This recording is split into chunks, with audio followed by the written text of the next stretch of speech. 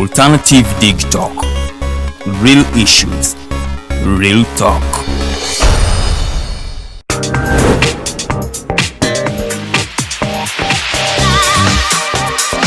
Hello beautiful people, you're welcome to the Snap Talk with your girl Teddy Tenjo every Saturday right from 6 to 7. It is your responsibility omwana wo kubeera mu nyumba nga teyasuze bweru mbo bamubanja rent.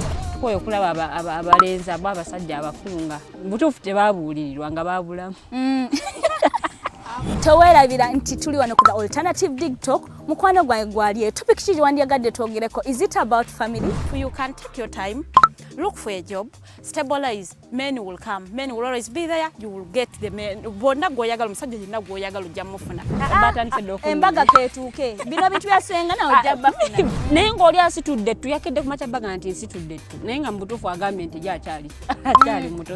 Is it outside family? Is it society? Oh, could it be relationships? Just be commenting a topic yona gyandiyagadde twogereko tujja kuba tujogera kwano ku the Alternative Digitalk ku share enganzi the Snap Talk.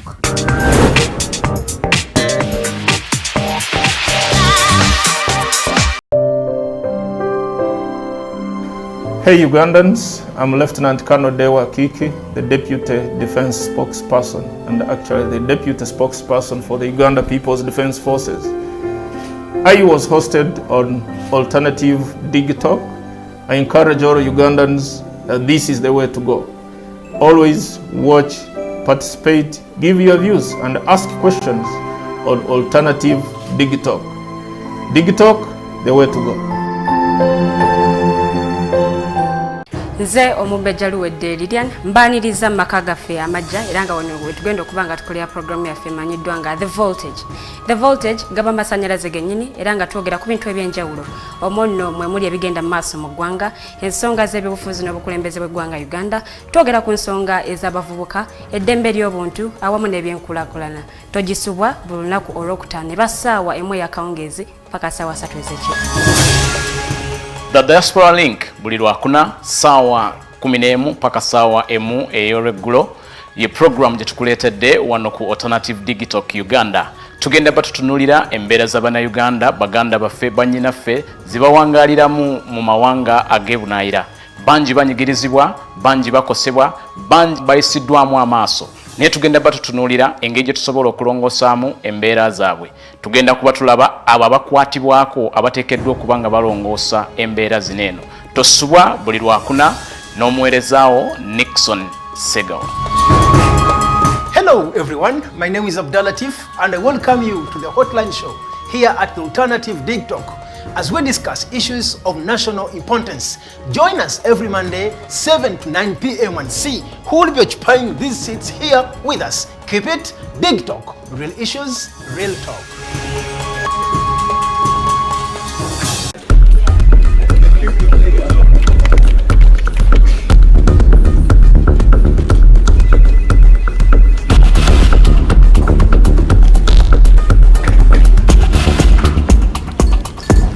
Ready?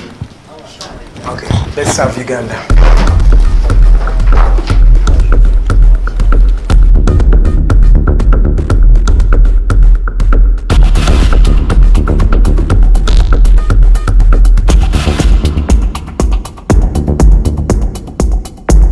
As promised, we deliver.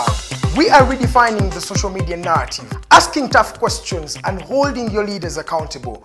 We are non-partisan and break down having a conversation with Uganda. We are the Mighty Drive. We hold debates that give you viable solutions. We bring to you people that you've always wanted to listen to.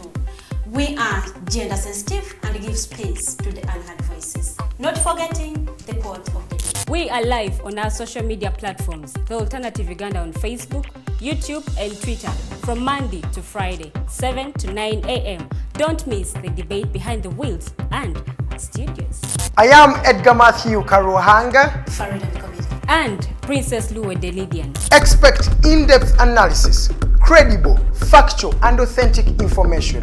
We are the Alternative Digitalk. Real issues, real talk.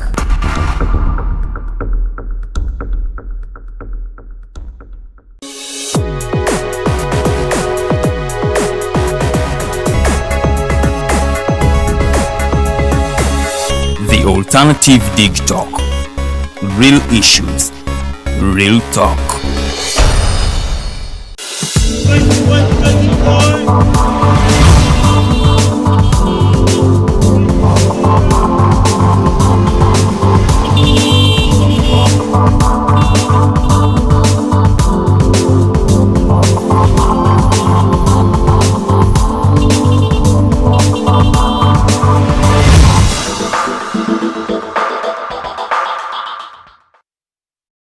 It's past 7 a.m. It is the first day of November 2021. Good morning. Welcome to the Mighty Drive. My name is Edgar Mathew Karuhanga. Quick apologies to everyone for delaying, but as the white man says, better late than never. Up to now, Facebook is still closed in the country. That is one thing I would like to reiterate to all of you so that you can know there are some bit of challenges that happen here and there. But we are here, we are live, and we are streaming, of course, from here in Makinde Division, locally Nanganda, at our main studios. As we promised that we are unveiling these new studios today on the 1st of November, and that is what exactly we have done.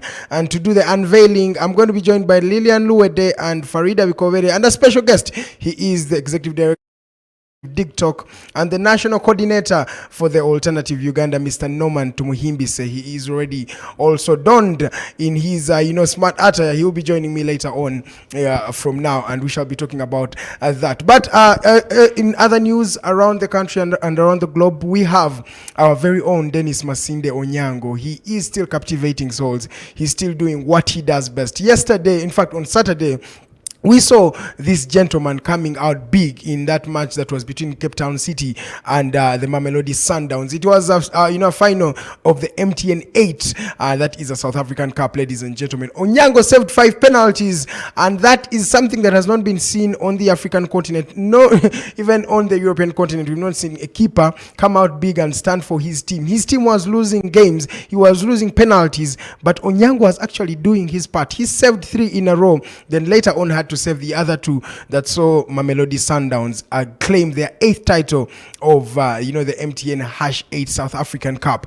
That is what happened in Mamelodi Sundowns. But away from that, let's come back domestically here at home, and we talk about different things that have been happening in the country. As we're speaking right now, the government of Uganda has reduced the budget of the ministries in the country. So various ministries have been actually deducted of funds that they were owed, or they were actually receiving in the last financial year. This financial year, the government has reduced over 203.4 billion shillings from all the government entities. This is because some of the funding that was allocated to the different ministries, it is not going to be it is irrelevant. That is what the government was saying. It was overboard.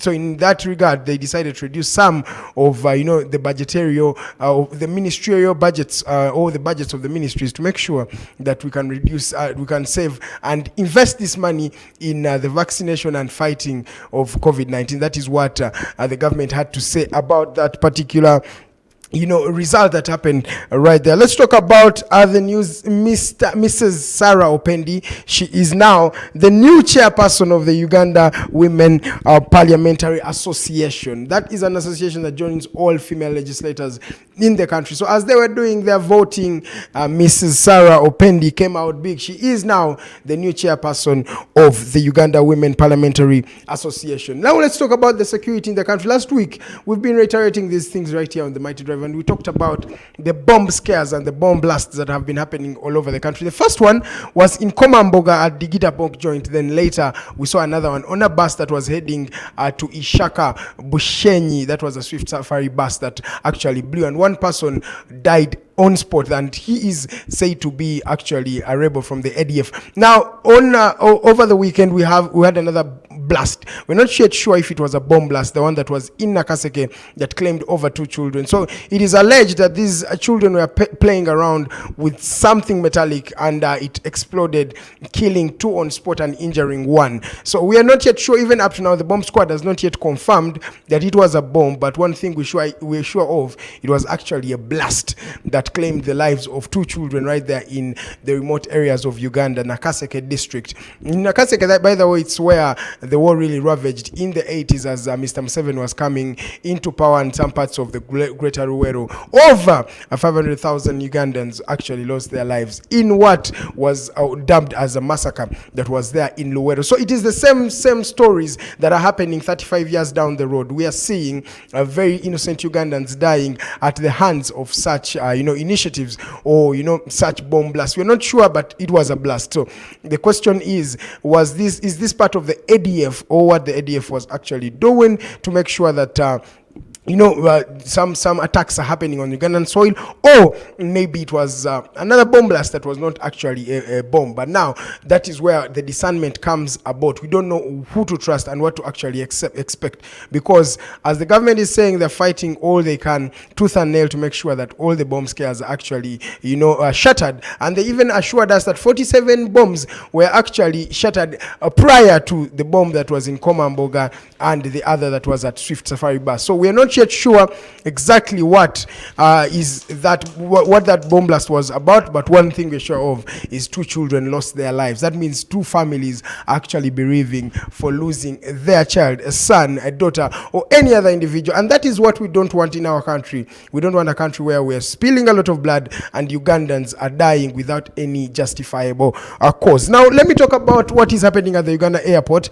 Many tourists that are coming in the country are actually disenfranchised, saying that there are a lot of processes as you're entering this country. One, you are subjected to mandatory testing as soon as you arrive at at the Uganda Entebbe International Airport. Now, after that, the problem wouldn't be the vaccine, the testing, but the problem would be the delay of the results as they come out. And many Ugandans have been complaining about this. On Saturday, we saw one of the tourists going on social media and actually telling the outside world or the community in the rest of the world that you shouldn't come to Uganda. Why?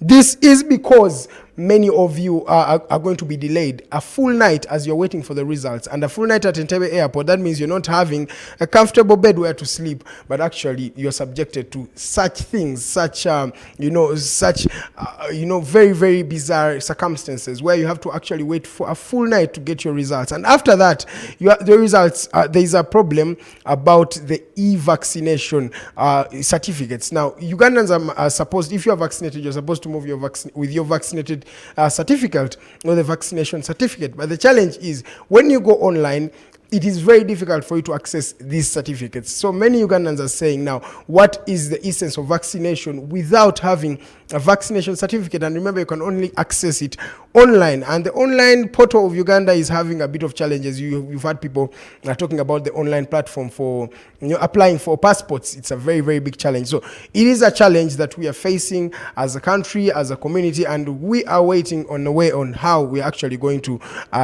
be better at this. But Dr. Ruth Acheng, the Minister for Health in the country, came out to say that it is okay. They're actually working on it, and she was there on the airport on Saturday, and she was saying they're actually looking for a way that is going to be better for tourists and Ugandans at large to actually come and access their certificates, and not alone their certificates, but as well their COVID results, and said that was just a lapse for a day, but the other days it's going to be better. And what else do you expect from the Minister of Health in the state? But the good thing is that she went and actually visited the airport, and she came to a consensus with some of the testing companies to make sure that results actually come back in real time. Thank you so much for watching the Mighty Global News Updates. My name is Edgar Mathew Karuhanga. As I told you, we are launching our new studios today. And to do that, we have Mrs. Luwedde Lilian. She's also a show host at the Alternative Uganda or the Alternative Digitalk, on especially the Mighty Drive and other shows. You normally see her on the Voltage show. Then Farida is also here with me, and she's a co-host of the Mighty Drive, as well as a lady who is a panelist at the Snap Talk show. And of course, we shall be joined by the Executive Director of the Alternative Digitalk and the National Coordinator of the Alternative Uganda, Mr. Mr. Norman Tumuhimbise later on from now. Now, I think as I come to the end of this discussion, let's talk about what happened over the weekend. Manchester United came out big as they were tramping Tottenham Hotspurs at the Tottenham Hotspur Arena. Now, that was not a result that Ugandans and the rest of the world, of course, expected in the world of football. Manchester United has been losing games starting from the Leicester City to the Atlanta comeback that was actually a verge of death, where we are actually going to lose this particular game. Now coming and being thrashed 5 goals at the Old Trafford by Liverpool. Now they came up big as Cristiano Ronaldo scored his first opener, and later on Edson Cavani came in to bang another goal from an assist that was made by Cristiano Ronaldo. A very good attack that was made by the Red Devils. In the 85th minute, we saw Dr. Marcus Rashford come out and also score the late winner. He is also celebrating his 24th birthday, and it's on this regard that we wish him a happy birthday as the alternative Digitalk. That is what happened. Chelsea came out big also, scoring 3 goals. Then Liverpool actually drew with Brighton, and remember Brighton last season actually beat Liverpool in one horrific game that was at the Anfield. Now, it was a draw that was 2-2. Then Manchester City, Crystal Palace and Patrick Vieira came out to thrash him 2-0. Kevin De Bruyne, Phil Foden, all of them were nowhere to be seen as Wilfred Zaha came out to do the needful for the Patrick Vieira side. That is what happened in the world of sport. I will be updating you more in our subsequent bulletin. But as we told you, we're unveiling our new studios, and the programming is actually changing. On the Friday, we'll be having Omulangir, and he will be with Farida and Arnold Mukose Anthony. Prior to what was happening on Friday, as we had the musical drive, there is an entertainment show that is soon going to be coming in, and all that will be in that particular show. So feel free to log on to our social media platforms, share as much as you could, so that we can get more following and we can build, we can redefine the social media narrative as the alternative Digitalk. Now it's time we go in for a short commercial break. When we come back, we start off the discussion. Lilian is here, Farida is already here, and the big man himself, Mr. Moneyman, Mr. Norman Tumuhimbise, the executive director of the alternative Digitalk. Let's go in for a short commercial break. We shall be right back with the boss.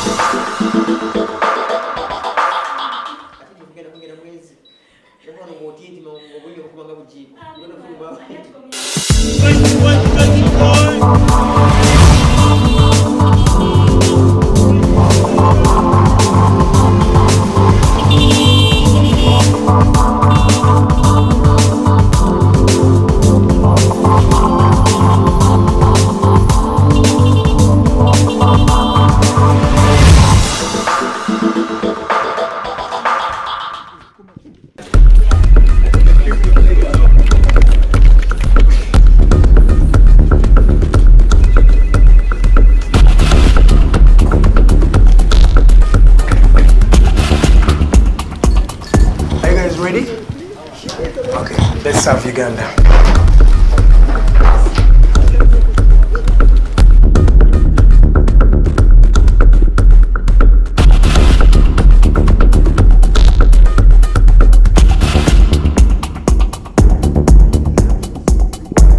As promised, we deliver. We are redefining the social media narrative, asking tough questions and holding your leaders accountable. We are non-partisan and break down having a conversation with Uganda. We are the Mighty Drive. We hold debates that give you viable solutions. We bring to you people that Evora is wanting to listen to. We are gender sensitive and give space to the unheard voices. Not forgetting the quote of the day. We are live on our social media platforms, The Alternative Uganda on Facebook, YouTube and Twitter from Monday to Friday, 7 to 9 a.m. Don't miss the debate behind the wheels and studios. I am Edgar Mathew Karuhanga, Farida Bikobere, and Princess Luwedde Lilian. Expect in-depth analysis, credible, factual and authentic information. We are the Alternative Digitalk. Real issues, real talk.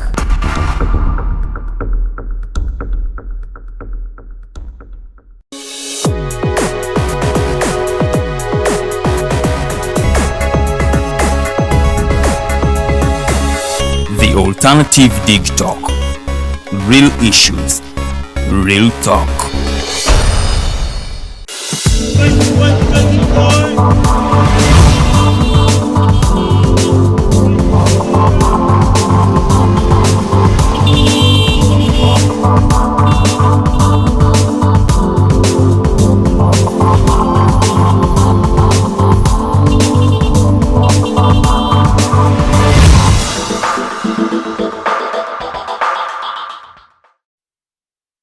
Short commercial break. My name is Edgar Mathew Karuhanga. As I promised, I am delivering now. On my left is Lilian Luwedde Lilian. Welcome to the Mighty Drive. Good morning. Good morning to you. What was your highlight of the week? Any story? Man, you won, of course. And on my middle left is Mr. Norman Tumihimbi. As I told you, he's the national coordinator of the Alternative Uganda and also the executive director of the Alternative Digitalk. Welcome to the show, Mr. Norman. Thanks, Edgar and the team, for giving me space to come also share my little crystal to citizens and all of us. Thank you. Okay. On my extreme left or opposite me, yomuchala Farida Bikobere. Yagamba yemumbeja we bunyoro tanatubulya lwakiyita mumbeja we bunyoro paka saa zino. Farida, welcome to the Mighty Drive. Thank you. A very good morning to you, Edgar, and the people that are watching us. Okay. It is a Monday, it is a new week. I welcome you all. Since it is my chance to talk on the phone of the day.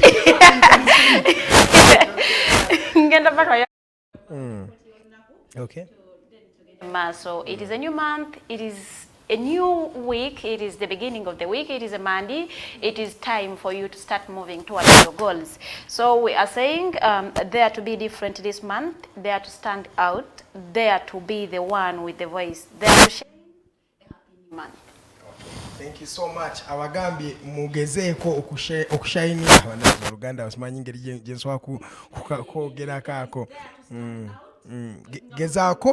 Gezaako okuvaayo ngwerage. Dare to be the one with the voice. Gezaako okubeera oyo ayina eddoboozi. Ayina eddoboozi nga tebakutuulako totuulirwa. And there to shine. Era gezaako okunekaanekana wagamba. Ne tukomenkeza nga tuba wishing a happy new month. Tubaniriza mu mwezi gwa November. Ndoza ngenda tandika n'omukulu Mr. Norman Tumuhimbise eyakatwegattako. Njagala tusooke tutandike ne your highlight of the week, Mr. Norman. Kiki ekibadde outstanding weekend ewedde nga tuyingira weekend n'omwezi ompya? Man U United. Okay, I had got Man United. I have historical moments with Man U. Then when I was as young as you people. Okay. First born is named before Ryan Giggs because of the wonders he was doing. Oh. So those of you at least I'm a fan. I used to be a fan of Man U. In particular. So, yeah, it's a good highlight. But also, today morning as I came here, I was trying to watch highlights of Onyango Masinde. How I wish I could meet him. I think he's one person who deserves some medal. Yes. He's done great things. And, the president yamuwe motoka. Etontwalayo. Yakiyaye. One thing okuwa motoka mu bigambo ne logbook ebaye ne bagisigaza okuva entebe tuuka wano logbook watogina motoka nyenge ije bulira mwe najja nankumi. By the time you reach Kampala the motoka teri wena ko side mirror. So ibe bibi wangu. I've seen some athletes and other sportsmen motoka isikati a young person. A car nga maintenance ya motoka yenyewe. It shouldn't be simply a vehicle. Yes. It should be motoka, maintenance, mafuta nebira because they are starters. But also to add, I hope I'm not sounding political. The house that was to some lady. What was her name? The lady Dokas in Zekuru. Yes. Abana baduka nitaito. I mean, you know how. Yes. For me, as citizens, we have to do a lot to appreciate such young people that have done great work for this nation. Okay. Highlight from me, I saw a party leader, and I should mention him. That's Amuriat boy. Sarcastically asking where Mugisha Muntu is, where Abagambo Kwambale. And in my view, as a politician, is that message mobilizing or demobilizing. So is Uganda's problem mugisha muntu and Nup? I wonder. It is not. It's not. So rather we should have such a message that brings people on. Now we have a common enemy. So when you begin, I mean, sarcastically, you know, blaming the opposition, I mean, Muntu, where is he? Where is Nup? You are instead pushing them away, and yet the message should be, how would we together? Yeah, sure. I've been reiterating that on the drive. We all have, as the opposition, have a common goal. There is something we are looking at, and it's the same thing. Why don't we first look at achieving that objective? Then later on, we can also think about, you know, the other side of how we're going to do it as the opposition, because that is something that is a very big challenge. That's what stood up for me. Okay. And of course, I mean, I also, you know, I get sometimes to also watch some pastors here and there, how they do things. Highlights, but I won't mention them. Okay. But for me, I think as a nation, from the president to the last born, the youngest kid in this country, Yes. we are missing this whole nation. Things are. We are forgetting. I think we are going to delve more in the political scene maybe later, because Katiwado simple that to simple politics. And Katieno innovation in Dala. We can also be on the van, and you're in the drive. Then we can also be here at the center where we are doing everything from. Thank you so much for watching the Mighty Drive. Jaga tutandike ku mulamwa gwa leero Mr. Norman nga Lilian agenda kuyingirawo. Paint a picture what the alternative Digitalk is for people who watch us every day and may not actually know what is the story of the alternative Digitalk. Okay. Luganda please. Nedda. National language. National language. How do you survive when you don't know Runyankole in this country? Ani yagambye national. Yibagamba di national. Now where are you? I mean, where have you been? Yafuka di national language. Mulinga batachimanyi. No. Tebeerangako. Okay. For me, first of all, my name is Norman Tuhimbise for record purposes. Yes. And I double as an activist and also an ED with Alternative Digitalk, a not-for-profit organization that aims at promoting freedom of speech and expression, and definitely to those that have less and lower voices, but also to young people. It has a history for which we came onto this. And one of the histories is that back in the days when I used to be so active in the political and activism arena, yes, I used to be over-hosted onto media houses, both TV and radio stations. So later, I was blacklisted by the state, and some of the colleagues in media would tell me, no, we were told not to host you. I won't mention names, but I know they know. So I was in a blackout. You have ideas, you don't have a platform through which you can usher the ideas to young people and to the nation. And I have been blessed that I always want to do unique things that haven't been done by other people. So I was like, okay, how do we now tap into the social media which the president and the dictators cannot sanction in courts? And that's how the idea was conceived, and we considered having this as a mobile one. Remember, it was also hard for some people to travel at night or even when it is raining. That's how we came up with the idea of our first ever mobile studio, if not in Uganda, then perhaps in Africa. So, because we wanted to go back to the inconveniences that come with inviting Edgar to come to the studio. Perhaps this young person doesn't have money. If they are handcuffed, so they cannot, flexible, yeah.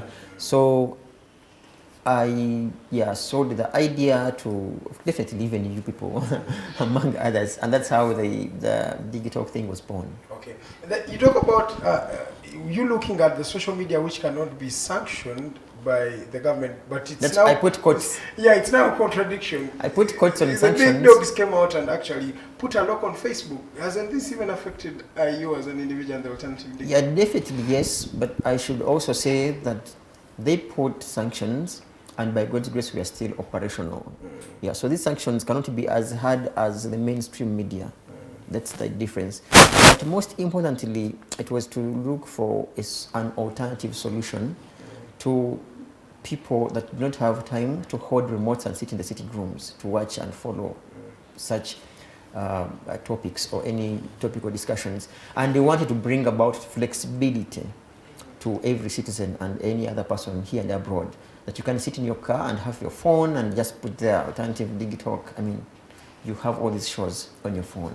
Okay, I know Lilian and Farida are dying to ask you questions, but let me give you my last question. Wouldn't you be looked at as someone who's maybe passing on your own ideology when you start your own media house? Because which is renowned in this country that the people, like the one who pays the piper, determines the tune, right?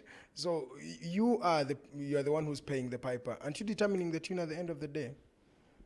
One person who is hated by being honest, it's a yes. Do you know why? Because you have a new vision promoting the government agenda. Yeah. Why is it stupid and evil for people who have alternative policies not to have their own media house?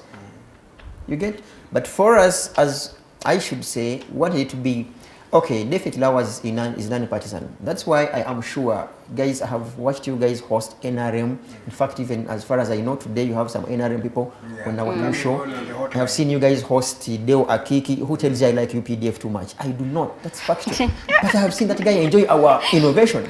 I have seen NRM guys like banging tables on our innovation. I'm like, okay, good. But do they invite us? They don't. So we can't be, we can't be as bad as them if we want to change them. So we provide them space. Let them come, we battle in ideas.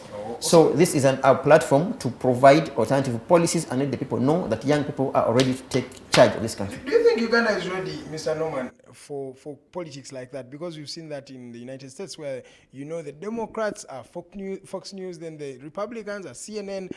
Do you think we are ready for that with this kind of the political atmosphere we have in this country?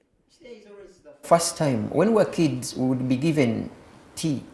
Basooka ne bawooza chai. Engeri gye bamuwooza ngo olina omwaka ogumu si gye bamuwooza ngo olina emyaka esatu. So asooka n'akwokya ku lulimi, but you get prepared. So we are getting prepared. It's a process, it's gradual. You can't say we're going to wake up in the morning and have everything ready. But we must teach the people we are in courts fighting that we are so much different from them. Whereas they can't give us space on the UBC and start the UBC, give them space on alternative Digitalk, you share ideas. Don't look at them as enemies. And that's what we ask them, to look at us as people who provide alternatives. Yeah. That's why I told you, it's clear, it's a very big yes in capital letters and in colored, not black and white rather, that this platform, among other things, is to ensure that we preach the gospel of good governance. Because if we do not, no one else will do it for us. Lilian, you can come in now. Mr. Norman, what's the main objective of the alternative Digitalk? You're taking me back there. It's to ensure that we, first of all, we all of us with you guys, is to change the social media narrative. I hate it being home and you see some very old person with very,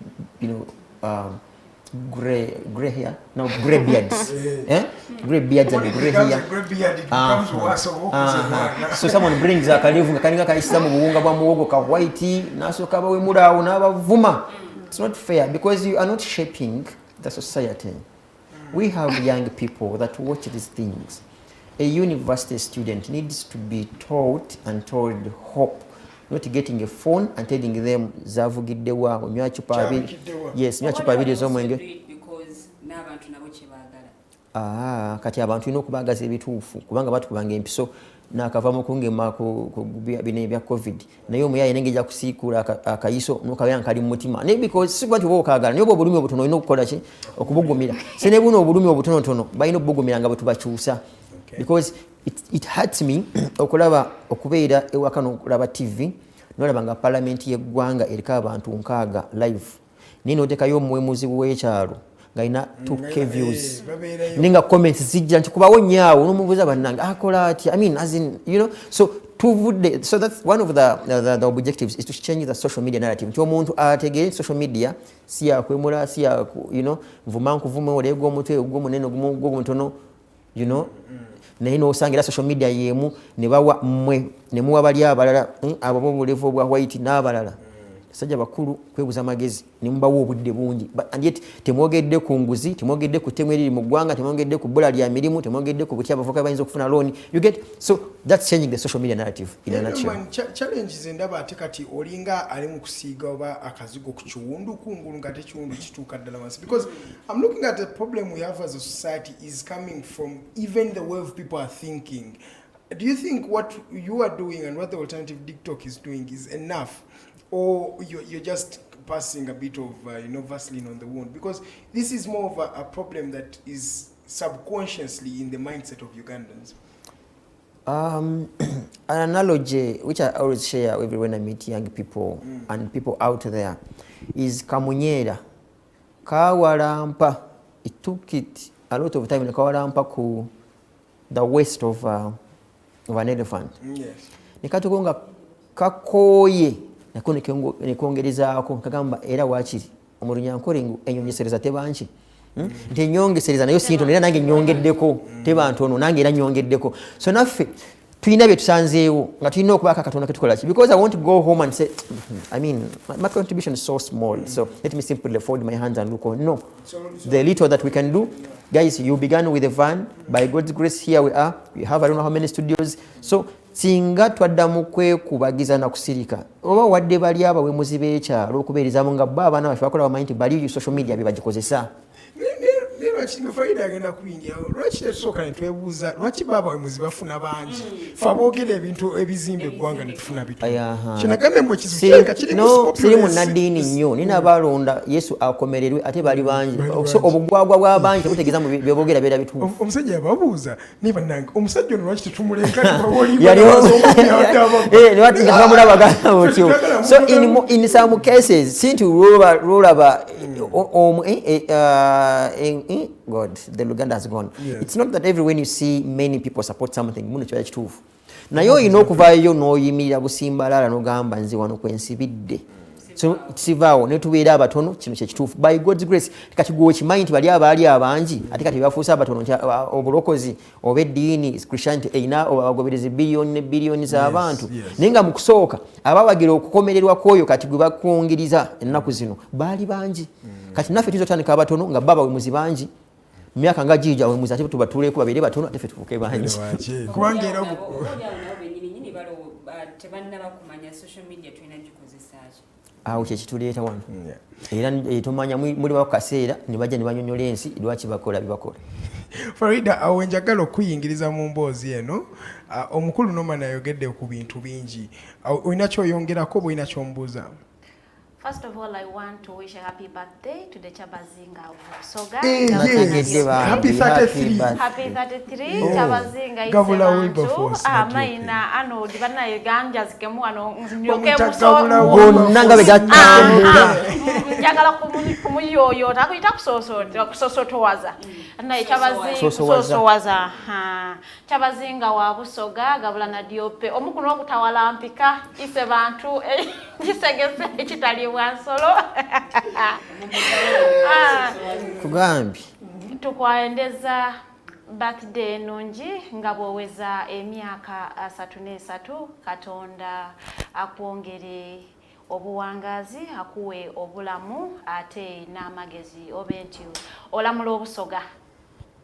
You know, your king is one of the most fancied gentlemen in this country. Yeah, you ask the ladies, and he's not married. Like we were thinking he's going to get married. We were thinking he's going to get because married. I have Lilian Luwedde here. Miss Africa, I have you here, and I'm just saying you might qualify. I want to welcome the ED. To the Mighty Drive. You most welcome Mr. Norman. But joining into your discussion, I had like the youths do not really want to listen to what helps them. They will want to listen to bad black nga wemula abantu awo aleta okaimaje sekusawa nyana afuna 2K live nga balaba kati gwe nojja ne Mighty Drive yokusawe mu yokumacha ne bakulaga nti oyinako 10. So what are your plans of pulling the youths to what you believe in babeere nti babeerako nga balaba nga bayiga, because it is the group that you are targeting and it is the group that is always on social media, but pulling them to believe in what you believe in and making them getting glued to your page for them to learn is the question here. What are your plans? How are you planning to pull these youths to your side?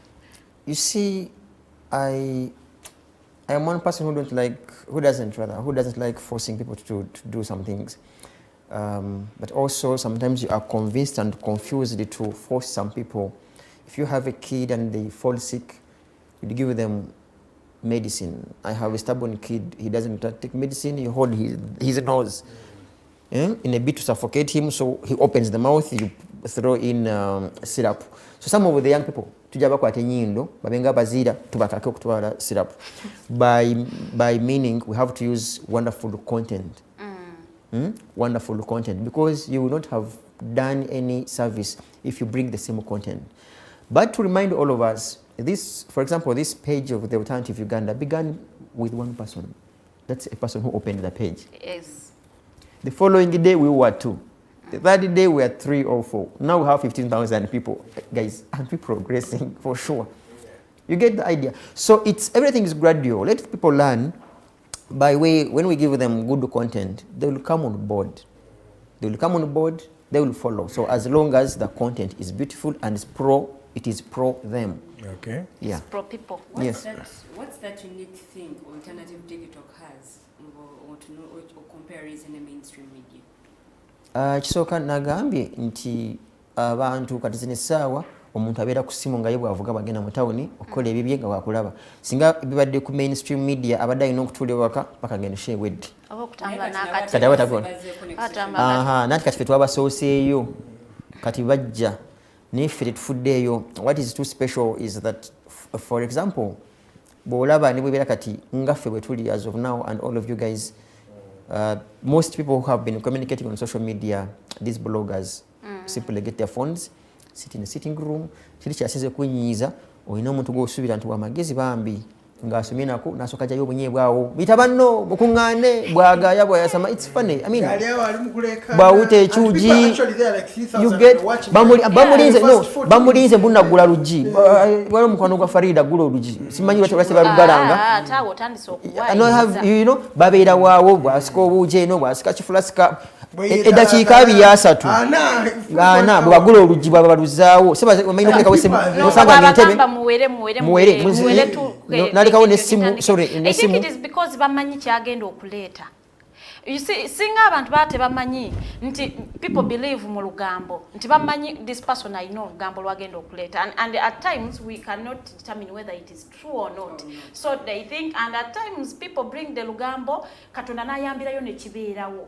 Like the Chigulaluji person would bring his lugambo simanya bu black drone bwange bwayisa yo ne bundeetera amawulire, and before you know it nekibeera okati abantu ne batandika okumubelivingira mukati nga ne batandika okuyita mujje simanya muwere njagala muwere 3 ndyoke ntandike. People will be there because Farida, to cut you short, bwe tutave ku social media wokwagala okufuna likes ne views bwe tunabeerezamu ku ekyo kati kujja kubanga byakwemula kukunamira abantu because you simply want views, and it's a disclaimer and I own it.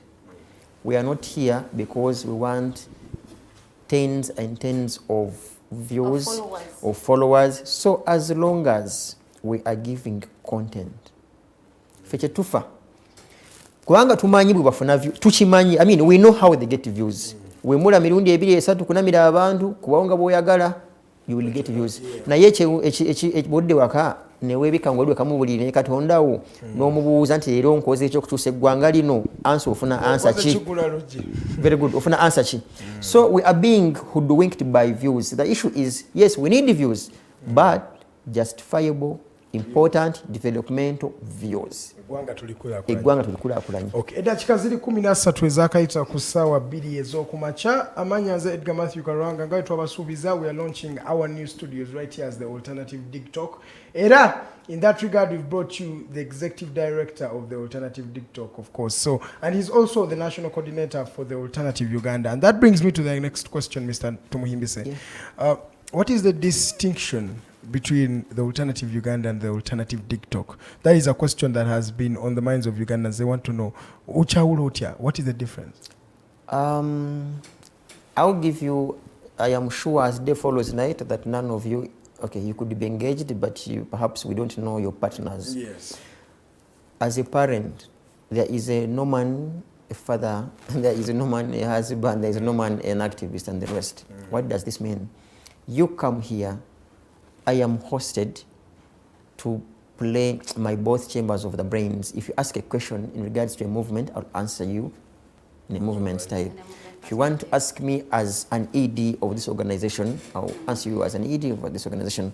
The distinction is, truth be told, I am a movement leader, a social movement leader, a movement that looks at bringing sanity in leadership and governance in this country.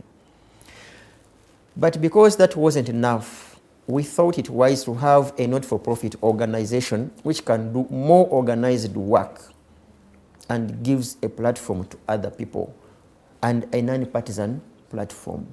Because if we had remained in the movement thing, it becomes hard to invite an NRM people to come on such a platform, because they will see you as an extremist against them.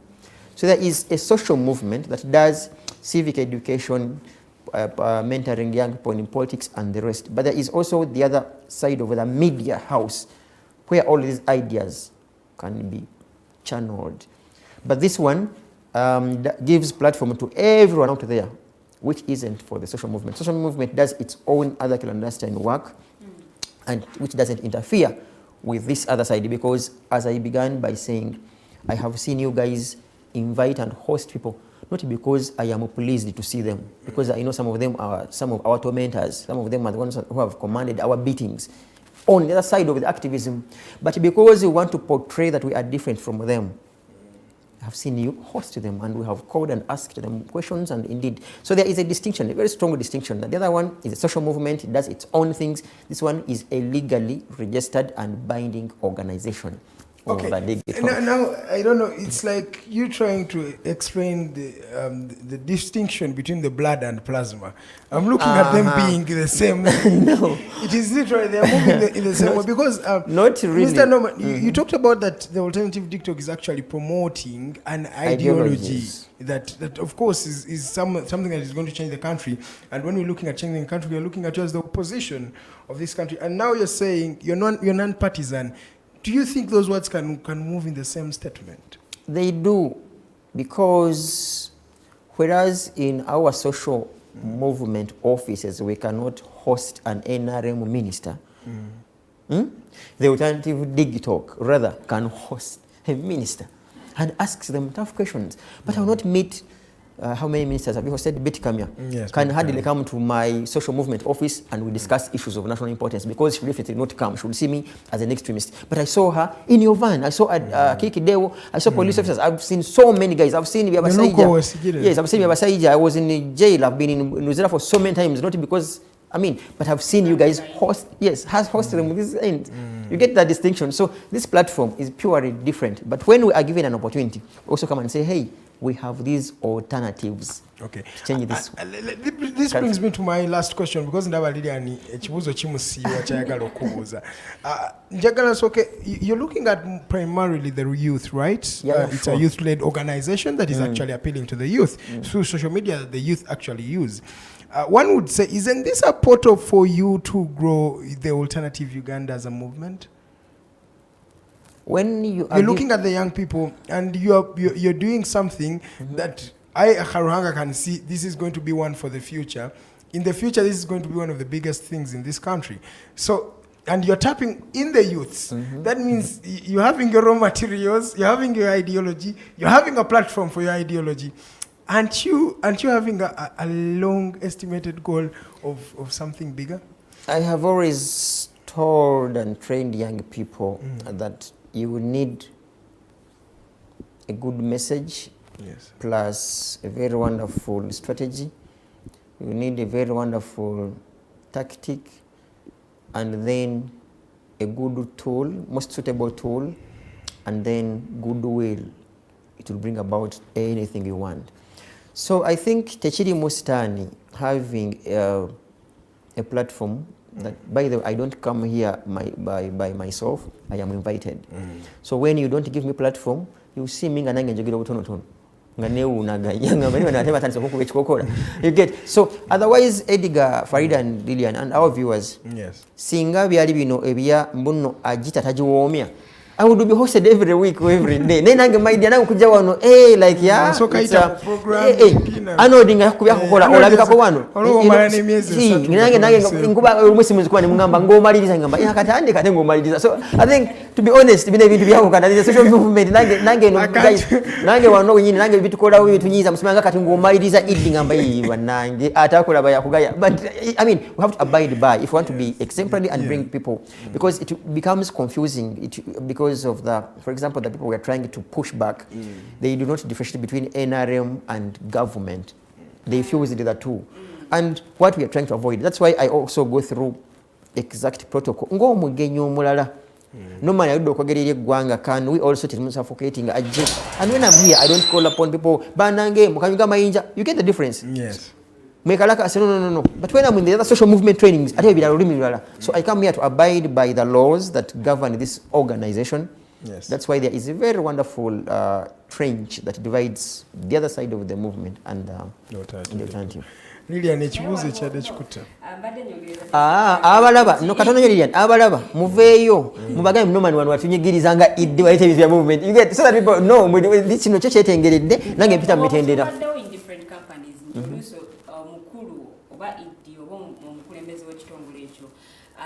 Kyaba ayagala kyekiba kirina okuyita nti oba oyagala kino ojja kukula esimu ogamba akati ekyo mukijjeeko nze njagala mukola. Nabiwulirako nga musaba olukyaza omuntu mbu iddi wa TV munagamba oyo mujje ku seeti na kamba beerwa amazima waliwo mukyaza nange abantu nga sibaagala ninga sirina kyakola ani bwe nali okudde esimu ne mbagamba ono mumugjeeko. This is factual. Ne mukyaza nenga amazima olaba omusajja either yali akomandi yakuba kuba emigo oba kino ogamba munnange kulwa Katonda n'ensi yange yabeereko ayi tunagamba ki. Tegule yatugamba ekyamujja ku TV station boss yakyaza omuntu boss kyogere yakyaza Besigye ku UBC 2011 tabu ne mugwira teyaddayo. But that's not fair because for example legally ayo TV inokyaza buli muntu naye nze nebanda obulabi nga just yadde ngendayo kubuuza omuntu just oba waliyo mirimu bandite entyaji. So really we are different, to be honest, we are different. Okay. Don't you think oboli abo activists mumi bwa platform olwokuba nti abamu bali too radical oba n'engeri gye boogeramu? Olumu kati obanga anenyeza kapa ng'ogigayidde mu kayumba n'ogikuba teke naye nga oluggi tolugudde bwe kwagula n'ogamba ate kapa enkwagudde lwaki tewagudde luggi? Nena ne bwe gigudde nga nduku no nedda kaseera banga waliwo waazi weenayita. By the way, do we ever go back home and ask why are people behaving this way and becoming radical? If you ever get an answer, it would be good to go. Batandika okwogera obulungi mu gy'ekyenda mu mukaaga. Batandika okwogera obulungi mu gy'ekyenda mu mukaaga ne boogera obulungi 2 ne boogera obulungi 2 mukaaga. So nabo mubasaasira obusungu kubanga omuntu anagenda mu ddwaliro natasangayo ddagala bwe yeesooza tolina muvuna lwaki yeesoozezza gwe soka weebuuze lwaki eddagala teririiwo nga tanneesooza because liba kubaawo tiyandi yeesoozezza akaana bakakwasa bboto yako ne kasooka kanuuneene enywato ne kanywa otutanga tukawoomera kizibu nnyo okukaaba n'enjala bwekaluma ne katandika okukaaba ne kaasa egiraasi ate okanenya soka weebuuze naye nakawadde chai nga bukyali kye bayita systems thinking. Olumu kayinza okuba nga kalina obwoka nga kakuse naye nga kalina obwoka tewategedde muno kana kalina obwoka alukola diagnosis. You get kati mwawo kyemutayawula kana kakabe kalina obwoka ngamba nze nani akawadde chupa. This is it. Mbuno ngogenze launchinze youth fund guno manti kikomya kati ekiri kiboto nenga timuli nenga kalina obwoka munda youth fund kagenda mufuna kati kakaba oyino ka diagnosis ne kana kinakawadde kye kituufu. Mukulu no man tulabyeko abantu abamu ababadde ku social media oba olyawo nga bavuma abamu batakinga omukulembeze w'eggwanga because balina motive y'okuba nti nabo baagala babayite babeeko omutima gwe babawa. Mulundi guno kiri kitya bwetudda ku alternative digitalk? Ekisooka kya byonna we discourage any abusive language on this page and our as a media platform, and I am glad tetunafuna abawemuzi ate ne babajja sisuubira nti ne babanga yeke wali abatuvuma mukama wange chengamba no mu comments yes mu comments bajja kuwemula ekyo tetukirinaako control naye ate n'abali mu system babanyi ezo messages bwe zijja comments rather bazijjayo nese ngamba ngamwe abaweereza I haven't seen anyone insulting any other person because I'm glad that all of you and I'm glad that you are professional media personnel. So our fate tetutatuukawo ate sisuubira nti tujjatuukawo kubanga bwe tunaabikola tujja kuba tetulina njawulo n'ebali abalala betwogeddeko. So ekyokuvayo nti nno omuntu aveeyo awemule president because agala bamulabe era still aba naye muwumba tuutu nti gwe osuubidde okwagala okulaakulana ng'omaze kuvuma bantu.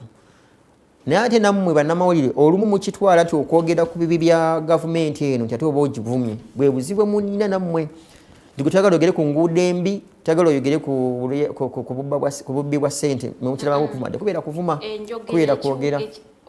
oyogedde ku nguudo embi naye oyogedde otya like how have you talked about it abantu abamu mubireeta bubi nti osobola okujja n'oyogera mu bulungi Mr. President oluguudo lw'egundi walusuubiza kuva 2001 naye terunakolebwa because ababaka baayo tebafuddeeyo naye waliwo omuntu ajja n'ateekawo akasimu n'atandika olaba watusuubiza nebiri tewabikola musajja gwe oli mulimba tugamba language gye muba mukozesezza fine ne woba olina points nga ntuufu naye your choice of words eba nkyamu. Farida and the rest of the team I agree naye ate tegere tinengeri gy'ozukusaamu omubongoosi omuntu abongoete nnyo okay like nga bw'onaatwala a sleep walker okumuza mu buliri singa gy'otwalamu omuntu ali nomo ng'atunula so wabeerawo akaseera ng'olina mugugumula nnyo sinakindi mugira amazzi aganyogoga kati amazzi aganyogoga sometimes have to make the language slightly hard like because he doesn't listen naye the issue is not about the tone the issue is about for me about the insult abusing naye ate waliwo ebintu nga biri factual kati okumya ne tugamba nti omusajja ono akuliridde bannanga shuwali ate muvubuka mukulu you get enkulu tenyowe bakuba naye ate era omuganda y'omu n'akugamba obukulu buwoomya ttooke bannakabululu kati obanga si ttooke nga te okuliridde nga teyagala okwewisa ng'omwana gegana amampaati agegoloza omukadde ng'anaawanvuwa akootakoota bw'ati nayagala kwegolola kati bwe yeegolola nebbango nga wulira amagumba pa nga gakuba. Abatulaba we alive on Facebook mukwano mu comment section genda muteekamu endowoozayo sharinga tagginga abantu ate munange engage in the discussion mutukubireko mu studios enamba zaffe 0789017145 0789017145 075913 Lilian maliza yawe ya Airtel 0759132310. Okay, now we are going to go for a short commercial break, but before we go, Mr. Norman, how is the alternative Digitalk? Because it's a primarily political-oriented, media station that is looking at changing or redefining the social media strategy as well as the political spectrum of this country. How are you as the alternative Digitalk looking at redefining the politics? How are you changing the politics of this nation as we go in for a short commercial break? First of all, I want to implore all of you and the viewers that on earth everything is political. Ebyobukulembeze n'ebyobufuzi mu buli kimu kutandikira n'ewaka wabeerayo head of the family naye ate bw'otayita mmerera abaana b'ekyanga ng'era bw'obalira omukulembeze ntabako kyokola abantu ne beekalakaasa mu basumba akabbo bwe kakendeera si bakyusa eddoboozi nagamba akabbo sikategedde wiikendi eno sibitegeera teeka ku mobile money you get ate muziteekayo ne batazikozesa nga n'endega zigamba yadde tulibiriga naye nedda tezakoze ng'era by protest ng'era church yo bakendeera nga basaawo omugendo they create a movement and they leave your church.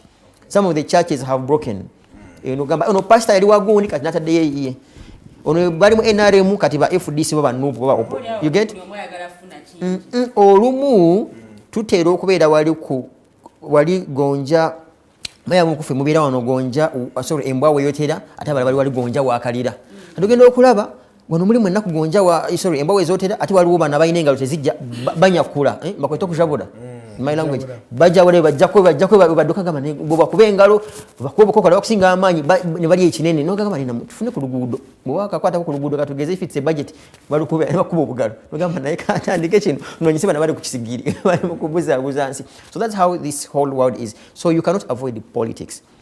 But there is bad politics and good politics. We are doing good politics because if we were bad politicians or doing bad politics, I wouldn't accept that you host our tormentors on the platform. But because we want to be exemplary, that we are different from them, that's why you host them. And I'm like, okay. You're already changing the political sure. of this country. Yeah. Okay, now it's time we're going for a short commercial break. Thank you so much. It's just 30 minutes past 8 a.m. We are in the last hour of the show, so you can call in live. Abachale number Vaziva Someda, and they will be going through on your screen, so you can know the number to call at what exact time. After the break, we're going to be talking about money, that is financing, and also looking at the future of the alternative Digitalk. In studios, I'm Edgar Mathew Karuhanga. I'm with Lilian Luwedde, Mr. Norman Tumuhimbise, and Farida Bikobere. We are launching the new studios of the alternative Digitalk. Ladies and gentlemen, we're going for a short commercial break, and when we come back, we start off with the money talk and the future of the alternative Digitalk. My name is Edgar. Let's go.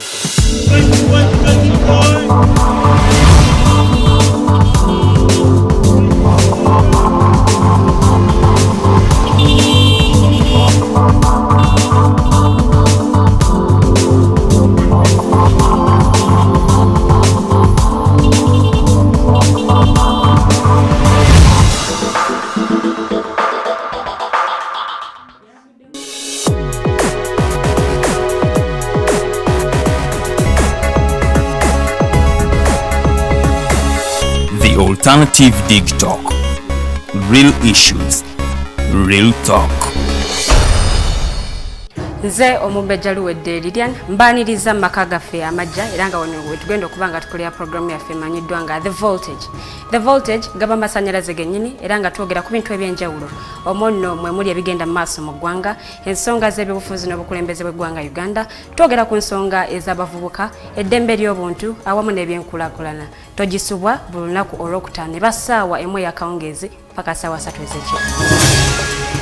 The Diaspora Link buli lwakuna ssaawa 11 paka ssaawa emu ey'olweggulo ye program gye tukuleetedde wano ku Alternative Digitalk Uganda. Tugenda batutunulira embeera z'Abannayuganda, baganda baffe, bannyinaffe zibawangaaliramu mu mawanga ag'ebunaayira. Bangi banyigirizibwa, bangi bakosebwa, bangi bayisiddwamu amaaso. Naye tugenda batutunulira engeri gye tusobola okulongosaamu embeera zaabwe. Tugenda kuba tulaba abo abakwatibwako abateekeddwa okuba nga balongoosa embeera zino eno. Tosubwa buli lwakuna n'omuweerezaawo Nixon Segawa. Hello everyone, my name is Abdul Latif and I welcome you to the Hotline Show here at the Alternative Digitalk as we discuss issues of national importance. Join us every Monday 7 to 9 p.m. and see who will be occupying these seats here with us. Keep it Digitalk, real issues, real talk.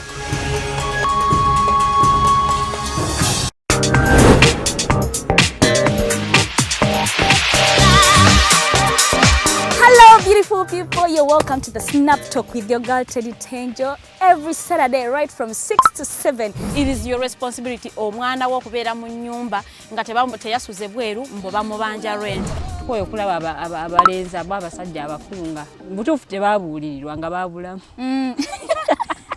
Towerabira nti tuli wano ku the Alternative Digitalk. Mukwano gwange gwaliye topic ki wandiyagadde twogereko. Is it about family? You can take your time. Look for a job, stabilize, men will come, men will always be there, you will get the men. Bonna goyagala musajja yenna goyagala ojja mufuna. Embaga ketuuke. Bino bitu byasenga na ojja bafuna. Naye ng'oli asitudde ttu yakedde ku makya baga nti nsitudde ttu. Naye nga mubutuufu agambye nti gy'akyali. Akyali muto. Is it outside family? Is it society? Oh, could it be relationships? Just be commenting nga topic yonna gyandiyagadde twogereko tujja kuba tujogera kwano ku the Alternative Digitalk ku share enganzi the Snap Talk.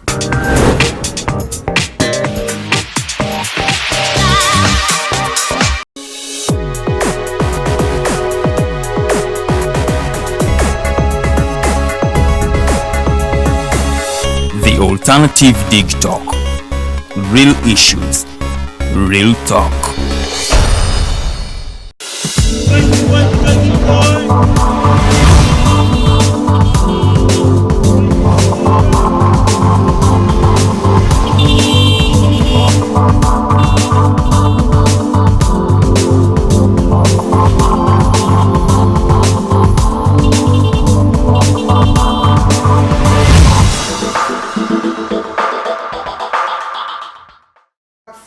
Short commercial break. You are still watching the Alternative Digitalk. This is the Mighty Drive Show. My name is Edgar Mathew Karuhanga.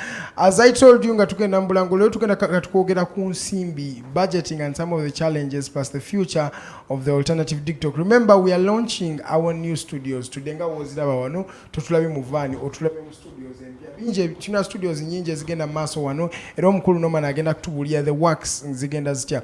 Naye before ngatana tubulia, we are proudly powered by Praise Property Consultants. Bana ba Praise bakola mbuli chimwe chetaka. They deal in everything land. You want to acquire land, you want to sell land, you want to acquire building, you want to set a building, anything. These people deal in that. They sell land on the outskirts of Kampala. Buli Gudol Furuma Kampala, okuva ku Masaka Road, or Mitiana Road, Genda Wale Gayaza Road, all those roads baina ketaka lyoba solo kufuna at affordable prices. So solo kubasanga wali e wande ya KCC market room 128. The number is 0706 147006 or 0783 821918. Bakubire kesimu wabuze chonacho yagala okubanga omanya bajja kubanga bachikutusizako mu time yenyini joyagala everything about land. That is Praise Property Consultants for you. Still in studios Charlie no mchala Lilian Luwedde and wano ku near left. Then in my middle left wali omwami Norman Tumuhimse nabagambe. He's the executive director of the national he's the executive director of the Alternative Digitalk and the national coordinator of the Alternative Uganda. Opposite me is the lady, she calls herself the Princess of Bunyoro. She is Farida Bikobere, and today she's celebrating the birthday of Gabula Wilberforce Nadiope, the king of the Chabazinga of Busoga. So, Mr. Norman, now straight. Let me first talk about the sourcing of funding for the Alternative Digitalk.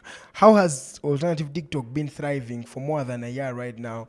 And under all circumstances, how have you reached to launching such an amazing studio? And I don't know, you know in a studio space bananga batulaba, there are more studios their side. So Mr. Norman, how has the process of mobilizing for resources been on your end and reaching putting Digitalk at such a level today? First of all, thanks for the question, and that's the same question that made our activism back in the days hard. Everywhere we would storm streets, the first question police officers would ask, where do you get the money from? And then you would look at them and ask them, okay, how much is a piglet? I could have gotten it from our home. Or how much is printing a shirt? Maybe I have an ally who can give us a shirt and I get a mark and write on it. So first of all, I will begin by saying, or speaking like Christians, that it has been God's grace. Has been from day one. God's grace. But also to say, I do not consider money first. What matters is an idea. Have a very wonderful idea, then you can get money. Because I've seen people, young people of our age, in fact even older, with lots of money, but they haven't done anything useful to change this world. So you begin with the idea, the money comes last, and then you solicit from colleagues who believe in the idea. But if you simply say, then you're stupid. So you tell them, this is what I have on paper and it is doable. Then you send. But you can't say, no. Yeah, so that's how we have worked as with the team. But then an idea without money would be like a car without tires. No, not really. Do you know why? Yes. I am sure as day follows night that people that we have been working with for the previous times, young people have been volunteering. How many young people can you convince to come and volunteer? They wake up at night, they're in a van, it's raining, by 5 a.m. they're in a van, but it goes with an idea and having hope. And once the people believe in the hope and the idea, they will be there. And if a young person can wake up and a young graduate can wake up in the van as a volunteer because he believes in the cause, by God's grace you will get a person to advertise with you. Because that's what God sees into. He sees into the hearts and the commitment that we have, and then nagabirira. You're starting to sound like a pastor. Before Farida comes in, because she looks like she also has a question. I would love to also you to throw more light on the challenges you've gone through building such an institution, an organization like this one. I'm thinking there must be some challenges that you have faced as an individual or as an organization, and also breaking through, making those numbers that you have on the social media platforms. On YouTube, there are many subscribers today. On Facebook, we have many followers. How have you actually, what are some of the challenges you've gone through to reach those milestones? One of the challenges, you know, I cannot avoid talking about this man, old man who presides over this country. The president, you mean? Yeah, that one. That old man wakes up in the morning, he tells young people to be innovative and applies social media and technology. The same young man, he sleeps, and after he has fed and gotten satisfied of our taxes, he's very happy, you know, and he says, switch off social media. And that's where we stream from, like so many other young people that sell their products on the social media. So he hasn't bothered or minded about their lives. So he's one of the hypocrites, the leading hypocrites in this world. You get? Yes, sir. Preaching water and taking wine. So he's one of the challenges, because social media, if we hadn't... Him as an individual. Definitely. You know, he's the Father, the Son, and the Holy Spirit when it comes to leading this country. You say that it's... So, if it wasn't for his selfish motives of getting off the internet, we would be far. But I know you know how we suffered to go through that period, you guys as hosts of these shows. Secondly, dealing with lazy people, however brilliant they are. You wake up in the morning, you go, and these lazy people, guests, they're like, hey, you mean the show is there today? Oh God, like I had forgotten. Now you have driven your van to their homes. It is so disrespectful. In the break of dawn at around 6, you're up and you're going to meet 5, I remember those days when they were using, I know one of us who would sleep in a van as it goes to the guest. Let's not mention the names. I won't. Now you get on Bunobulumi. No two kind of guest at simu. And I will be particular. I won't mention the name. This gentleman was a very big person. In fact, one of them is an MP, another one is a very big person. Bavuga ni bambuuza guy sigenda kwogera linnya lyo nayo wemanyi nga ina abakyala ndowooza nga 10 bavuga mmotoka bagitwala eyo yiye eri constituency endala ngagamba ha saasuze eyo ate ndi muyenga like muwandike erinnya naye abaana abatute ku bujiji batute ekiro you know empewo bayitamu biki mbate kati Arnold bayamukwasaganya ku simu mbusaasuze eyo naye nga bagamba honorable lwaki atugambe tugunone mu constituency eno ate nga toniyo mu division eno otyo by the way lunaku lulamba ngaabe naye mukulembeze by the way up to now mukulembeze munene nnyo mu Kampala muno ne babeera nagamba mubeere ku ministry ya land zinze wenzijja show yatuuka okuggwa munansonyiwa oyo mondoza musajja I think musajja wattu nesimu natuka nazijja nako takubanga na simu kubeetondera. So we have such challenges nenga mutaddemu you get, but the beauty with the team leader in this organization, I don't give it down. Nibagamba, I have seen and I have seen you guys nga muchikuba muchita dry mbawire ni mukolide nga mugutana tujja chikuba dry ngambo tyo mujja chikuba. So I think for us time will come. Our projection to ala between now and 2026 awe weru wa kizimbe kino, I want to create traffic jam or people who want to come here and get space. That is what I'm waiting for. And it will happen because tandise okulaba olukoloboze mubire. Okay, that is a silver lining.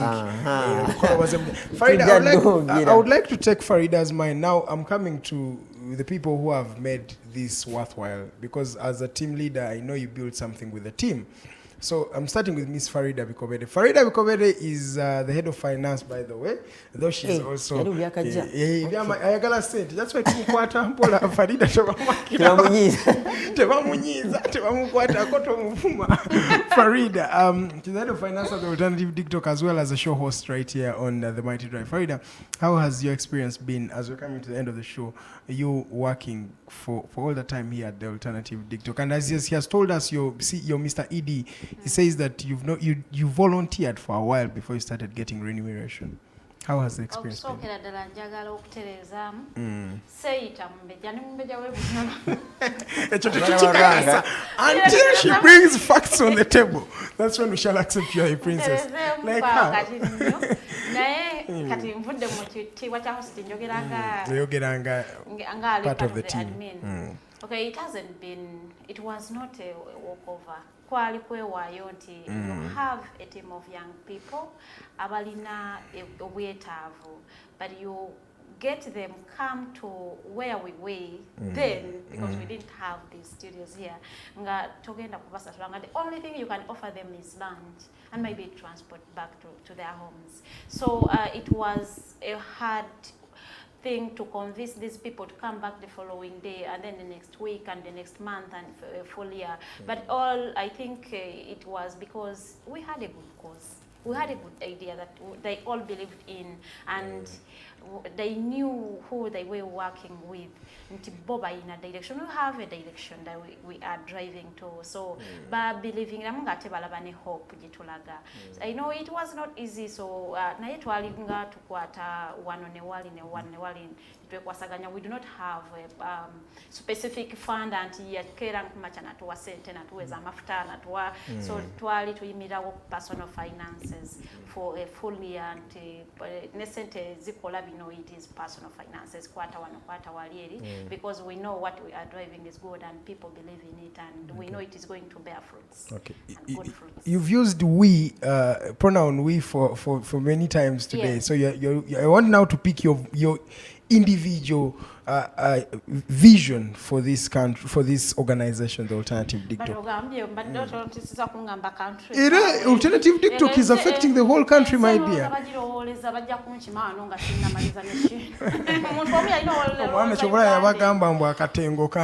So, what is your vision for the Alternative Digitalk?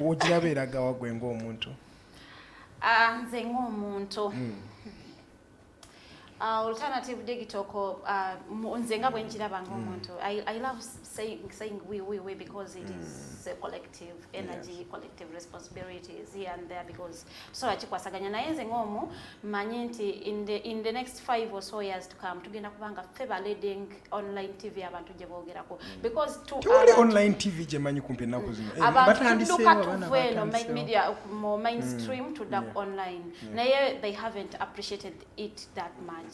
Naye gye tulaga nti abantu bajja tandika okulabanga it is convenient, it's more convenient okubeera okutambula n'essimu yo ng'olaba ebigenda mu maaso mu ggwanga, olaba abantu bakubaganya ebirowoozo other than sitting at home and holding your remote nteeke ku NBS nsooke ndabe kino oba ngende ku Google Day or whatsoever TV stations that are there. So I think I hope in the next 5 or so years tugenda kubanga we are really established. Okay. Institutionally, abantu abakozi nga batwogerako will be giving a pause and making a difference. Okay, thank you, Farida. Bikobere. I had a question to Mr. Idi.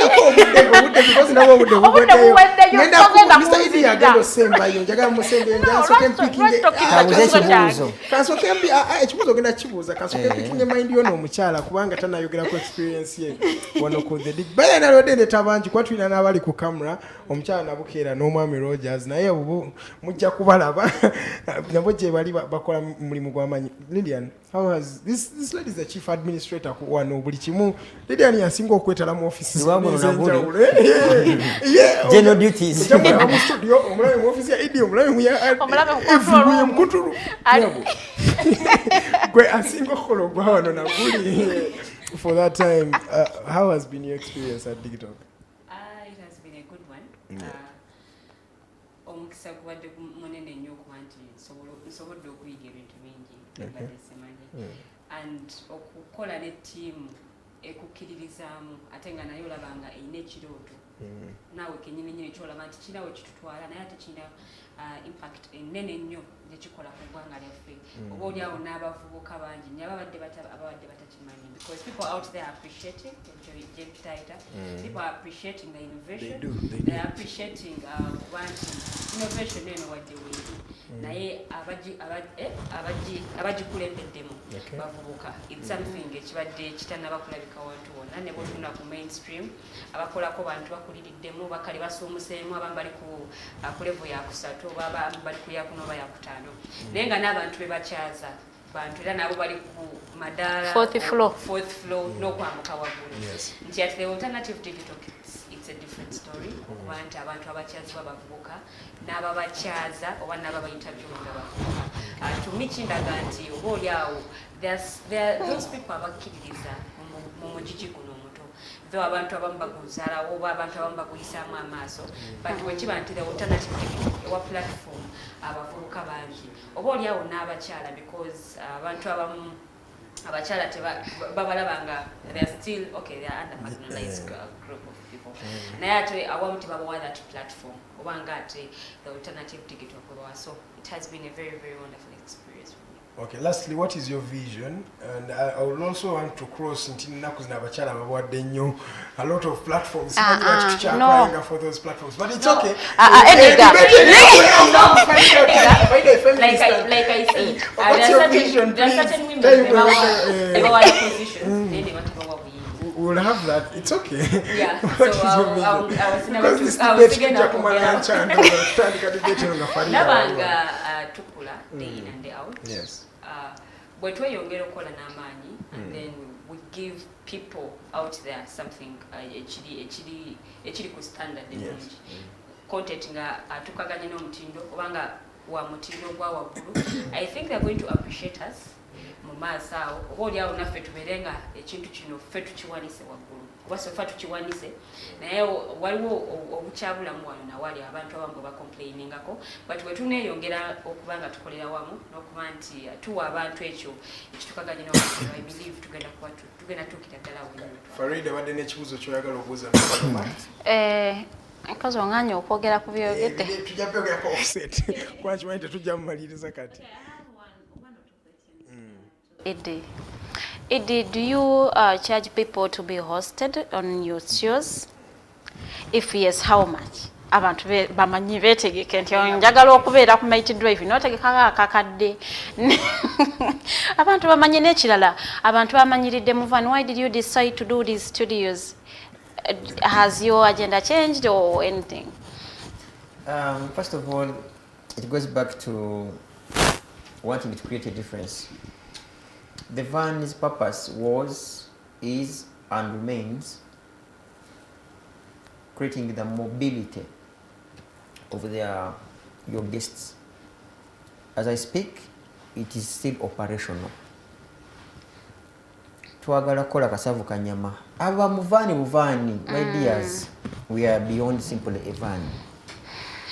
Van yandi komekeranga y'abantu abakuzeemu ennyo abatalina budde bukeera nga tulina okubateerawo embeera eyo oba n'abalina obulemu okay n'abalala naye nga ne studio weeziri because kati nga studio ya Snaptalk tewandikisuubidde kubeera mu van tulina ngeri gyengenda kufuna show ey'okudebatinga nga voltage ng'erinayo mu van era bannange van anabeera mulungi omu. So we wanted to have kasavu kanyama. Twasooka ekyatuleesa van okusooka kubalagako that we can do social media and have a mobile studio. Bakitegedde nti awo twabasukkako. Kati ne studio ne tubalumba ate studio ya Mushuwa ne the artwork and the designs that we have in our studios are not with anyone in this country. So it brings us to letting them know that we continue as a team to remain the most creative team. The question of resources, mumanyiddwa mwenanga bwe mukyaziddwa ne bano bentwala nga abakiikirira abatubbye abakiikirira abanyuunyuusi waveyo minisita omwagamu yali ataddemu yadde emitwalo 2 okumukyaza kyo kikola nga kyabwannakyewa. So if you have content, the team will look for you and they'll have you on board. However, there are special occasions where you want to hire the team to broadcast. That is paid for. That's why I have heard you people talk about praise property consultants. I've heard you talk about so many other ads. So those come to pay the money that gets us fuel and data and other basics. But with the guests, no. If you ask by any of us any coin, even if it's me asking you for any shilling, report in 1-1. And lastly, I want to just make a request. It's not a question. It's okay. Yeah, I love the studios and the design around here. Could you please allow and we have the content designer in here? But from Labeko studios in Nunji, we have everything. Yes, just have the content designer in the studios. Yes, at for the next 5 minutes. This is what they Mr. Norman. Jeremiah tukwetaaga wano. Jeremiah mukibi jangu tusoke tukubuza akamu n'akalala kubira ebintu bye tulaba wano. Yeah, you can be asking Mr. Norman. Jeremiah. Facebook rebranding from Facebook to Meta. Do you have any plans of rebranding or what your app in case Facebook or alternative digital broadcasting? I want to believe that Facebook will remain, but it's going to change the name. The way we had Celtel, Airtel, Zain Airtel. I am sure as the follows not Facebook will remain, but it's going to change the name. That aside, our team, I'm sure it's already working on the app, alternative app, and with the alternative app, it's cocktail, media, and all these lectures we do. How do we mentor young people? How do we, lots of things. So we are working on an app. In fact, Nemo Muda, radio should be on its way. A radio station, so it should be on its way. Okay. So we're going to, in fact, even after the radio, we're going to have the print magazines, like the alternative magazine, purpose to also continue to preach the gospel of good governance and youth-led governance or leadership.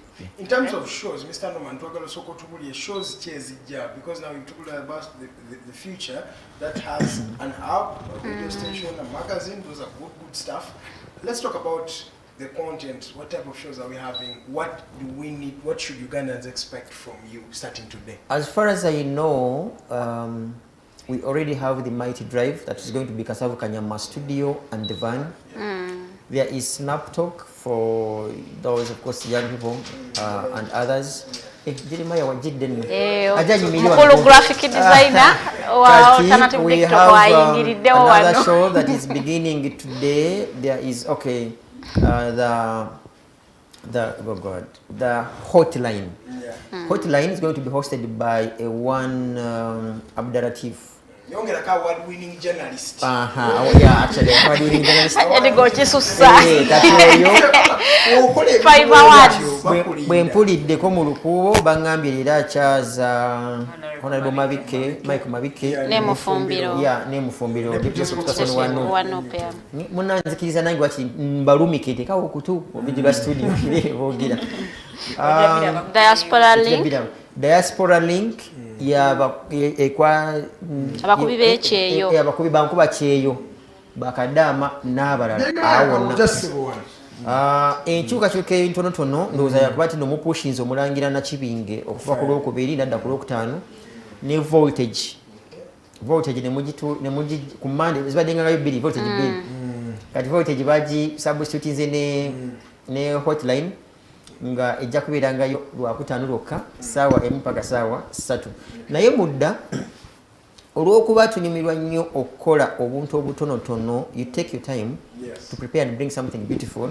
Tetwagala kubakakka nnyo na content wa speed. That's why we break and introduce a show netambulira netuteekateeka tunywedde then etwongerako endala, so eventually tujja kujjuzaawo naye for now batukkirize tubatwale nga bwe tutambula tuleme kubawa bingi bye batasobole kumira.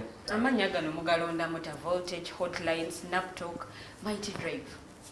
Tiimu gye nina Katonda kyanyambye nti tetuna recruitingayo omuntu mu mbatuutu abaana tebalowoozeza neeyano. Kati obudde butuweddeko ndoza kambuze ku mwami ono. By the way, the man you're seeing on my right is called Jeremiah Mukibi. Mukibi naye waliwo omuntu awita Mukibi. But it's called Jeremiah Mukibi. Mikwano gy'abanajja abita Mukibi. Mukibi. Kono wabe bunyolo. Mukama wange yegwa designinga bino ebintu. How's the experience? Ngaira wogambye Mr. Idi naye obwongo bumwesera. so wetubeera nga tuli tiimu nga tukwatizaganya sijja gamba nti byonna nze abikola naye first of all neyanza okunkyazaako nga sinnakunnyonnyola neyanza okunkyazaako wano kubanga ffe ebiseera ebisinga tubeera mabega eri ga kamera ne tukola ebintu ate ne bagira ne bawaana bwe baleese neffe ne tubeerawo naye nebaza nti mulwadde akakisa bangi mabega gye bali batadde Arnold n'abalala naye nebaza olw'akakisa kano so kyembale ngamba nti engeri gye tuli tiimu eya Alternative Digitalk ate nga idi waffe yatulondanga abaana bato obwongo nga bukola buli active tuleeta wano kizeeyi nga kireeta 1990 biki ebyedde ebyo kati so engeri ffenna gye tuli abavubuka ate Mr. Idi atuwa omukisa ffenna okulowooleza awamu tewali muntu ava nagamba nze njagala kukola kino wekiribeera emirembe n'emirembe era ffenna tutuula tugamba naye kano kanayita nti ate kajja yita kati bwe twegatta awamu buli omu n'aleeta endowooza ye golaba nga tufunye akantu katono naye nga ka cream nga tumaliza what is the future of the Alternative Digitalk gwa hosting leero ebyo hosting ebyo what is the future ngo kiche twatusuubira ekijja ngali mu kukola bino ebintu byonna ebiri amazing automatically Digitalk egenda kubeera y'amaanyi mu myaka emitono sijjajjibwa myaka mingi kubanga gyekuliddemu okutuuka wano tekitutte myaka 6 oba myaka 5 kitutte myezi okutera katubeera nga tukuze ne tutuuka kuli ne ku mutindo guno mu myezi just kati sijjagamba nti mu myaka 10 oba mu myaka 5 just mu period ebbanga ettonotono biraba nga abantu bagenda kubanga bajja wano eno ng'abantu batwebuzaako tukikola kyekwangira abantu bangi babuuza ebibuuzo bingi naye mmwe mubeerawo mutya okitegeera kubanga tudiringira ku social media tudiringira ku Facebook YouTube n'ebiringa ebyo ate nga tetufuna ad cash nti ne bamuleeta we batonga oli wanajja n'apeyinga ad cash so tugenda kubeera b'amaanyi ekisookera ddala abantu bagenda kubeera nga batwebuuza kugenda beera banjawulo era tugenda kukola ebyamaanyi bingi abantu bagenda kujja wano nga baagala okuba hostinga ate tulikodinga wano era gwe ali eyo ng'olinayo show oyina bw'oyagala oyina bu programs bwo obw'enjawulo naye toyina equipment toyina mataala toyina studio ffe tugireese wano eno osobola okujja ne tukuteerawo set no recordinga program yo just take the footage oba ebintu bye byogera recordings so twagala tuyambe ate nga naffe tukyuse ezakalangaza akalango kakayisizaawo naye njagala leero omalirize show okimalirize nga Lilian bwe yali gimaze nga Farida bwe yali gimaze neyanziza nnyo tukubanga ya versatile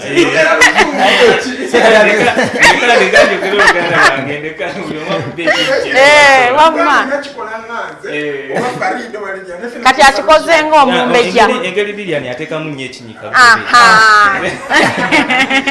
obudde bwakimpowooze era nga wenjogerera abahosi baffe batudde wano ka esi kabannyogoza bulungi nnyo nga omanyi embeera ya Alternative Digital esobola tula wano nga kwegamba ng'akabugumu kakola ki katubuganye era wenjogerera abantu abatudde wano bali comfortable gwali gwe tugenda okukyaza wano ogenda kubeera comfortable ogenda kwenjoyinga bahosts abalungi bakubuuza ebibuuzo ebirungi ebiyamba eggwanga nga tugamba nti twagala kukyusa nsi yaffe Uganda okulaba nti tubeerako naffe abeesiimisa tuleme kubeera nti ffe tuli awe tutyo batufuga batwala butwazi nga bwe twagala so mbebaza nnyo abeekumidde ku Alternative Digitalk show yaffe nebadde nyuvu nnyo sijja kwogera mingi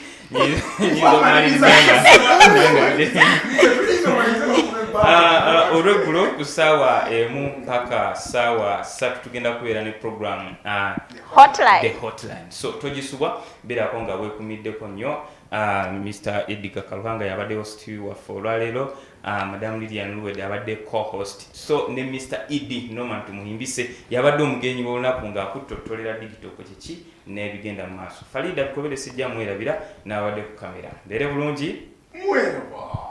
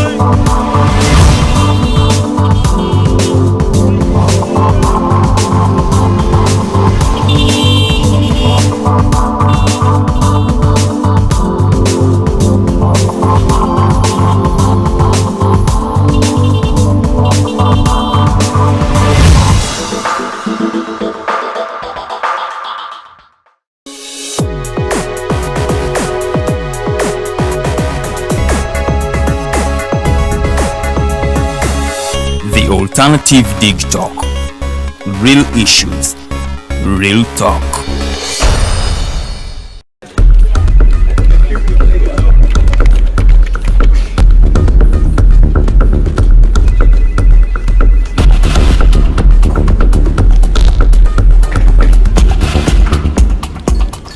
Are you guys ready?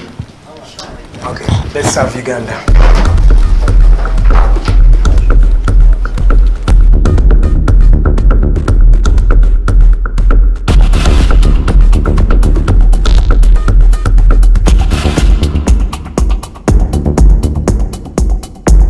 As promised, we deliver. We are redefining the social media narrative, asking tough questions and holding your leaders accountable. We are non-partisan and break down having a conversation with Uganda. We are the Mighty Drive. We hold debates that give you viable solutions. We bring to you people that Ivora is wanted to listen to. We are gender sensitive and give space to the unheard voices. Not forgetting the quote of the day. We are live on our social media platforms, The Alternative Uganda on Facebook, YouTube and Twitter from Monday to Friday, 7 to 9 a.m. Don't miss the debate behind the wheels and studios. I am Edgar Mathew Karuhanga, Farida Bikobere, and Princess Luwedde Lilian. Expect in-depth analysis, credible, factual and authentic information. We are the Alternative Digitalk. Real issues, real talk.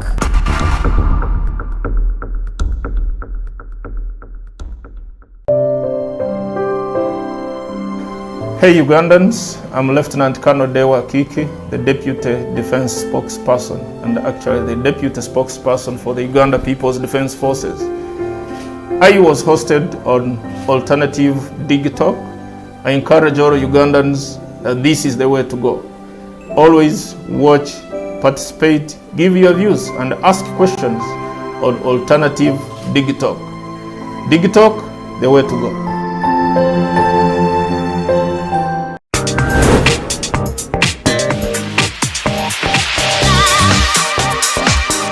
Beautiful people, you're welcome to the Snap Talk with your girl Teddy Tenjo every Saturday right from 6 to 7. It is your responsibility omwana wo kubeera mu nyumba nga teyasuze bweru mbo bamubanja rent.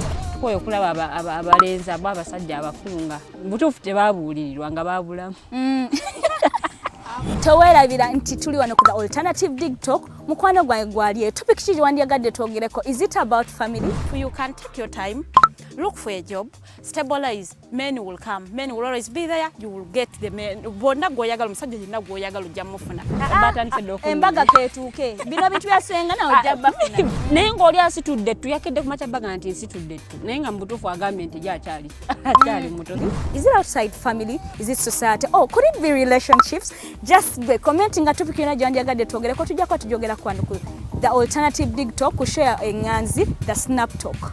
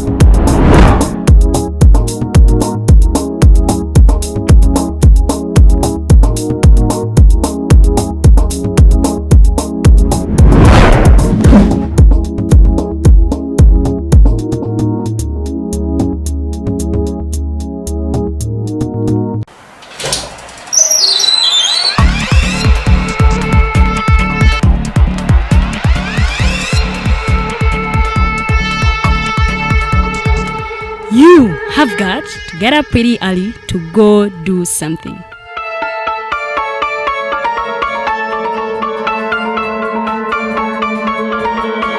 We are the Alternative Digitalk.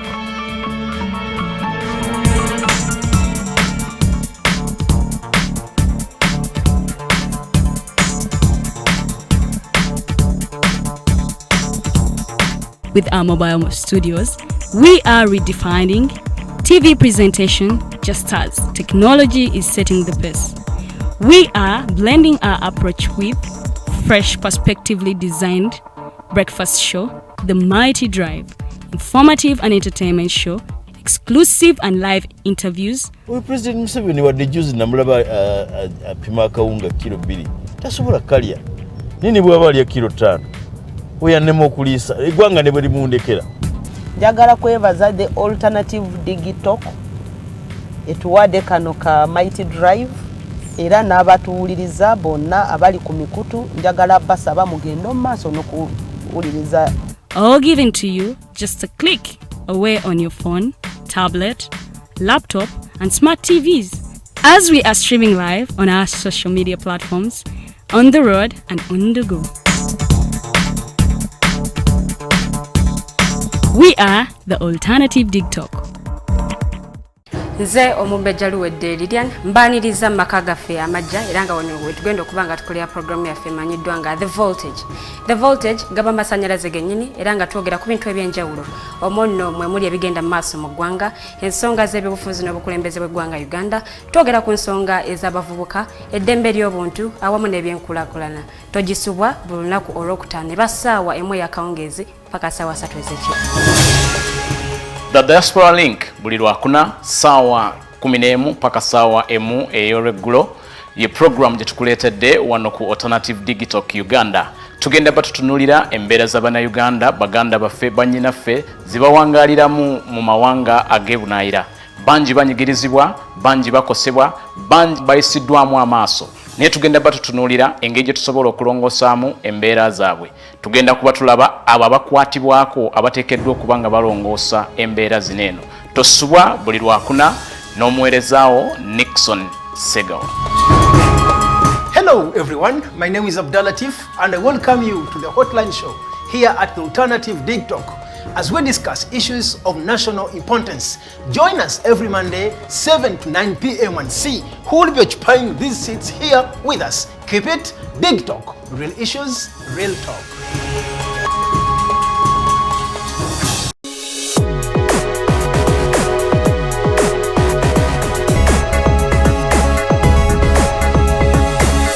The Alternative Digitalk. Real issues, real talk.